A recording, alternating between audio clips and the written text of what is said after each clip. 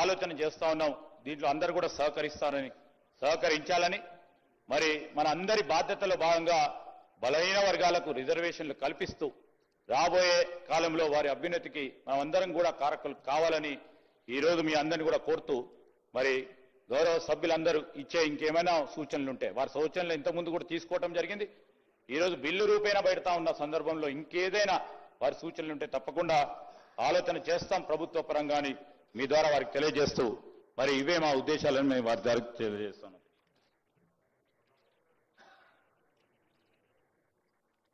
శ్రీ గంగుల కమల speaker sir, గౌరవ LP minister గారు on behalf the CM గారు ప్రవేశపెట్టిన ఈ యొక్క బిల్లు నిజంగా ఈ బిల్లు గిట్ట పాస్ అయి ఈ రిజర్వేషన్ అమలై 42% రిజర్వేషన్ అమలై మా యొక్క వెనుకబడిన కుల జాతులందరికీ కూడా రాజకీయంగా ఉద్యోగపరంగా విద్యాపరంగా 42% రిజర్వేషన్ వస్తే ఎక్కువ సంతోషపడిలో మొదటి వరుసలో వ్యక్తిని Gangula Kamalakar sir.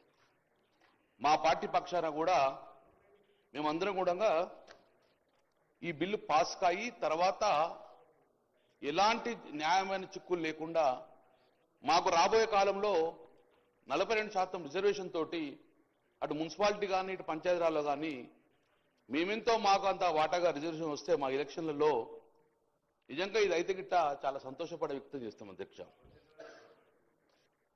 LP minister గారు ఒక మాట అన్నారు, మీరు సూచన సలహాలు ఇవ్వండి, గతంలో మీరు ఇచ్చారు, ఈసారి కూడా ఇవ్వండి అన్నారు.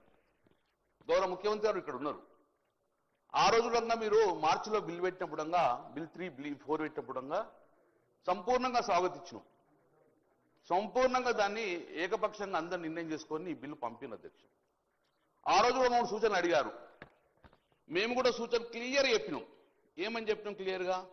గౌరవ ముఖ్యమంత్రి గారు చెప్పారు, మీరు కూడా రండి, నేమ్ కూడా మెన్షన్ చేశారు, గంగుల కమలాకర్ శ్రీనివాసరావు మీరు కూడా రండి, అఖిలపక్షం తీసుకెళ్దాం, ఈ బిల్లు ఒత్తిడి తీసుకెళ్తాం అంటే yes sir will come with you అని చెప్పాము అధ్యక్ష.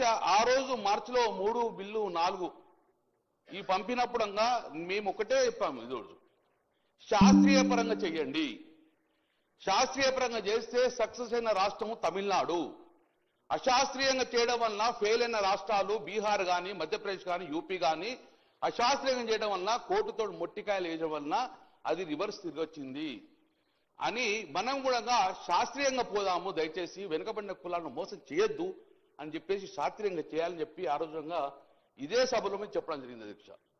కానీ ఏ రోజు కూడా మా సూచన పరిణామం తీసుకోలేదు, మీరు మమ్మల్ని తీసుకెళ్లలేదు, పరిణామం తీసుకోలేదు, మమ్మల్ని పట్టించుకోలేదు. కాబట్టి ఇప్పుడు మీరు స్వాగతించరా, మీరు పరిణామం తీసుకుంటే ఇలాంటి చిక్కులు రాకపోవు అధ్యక్ష.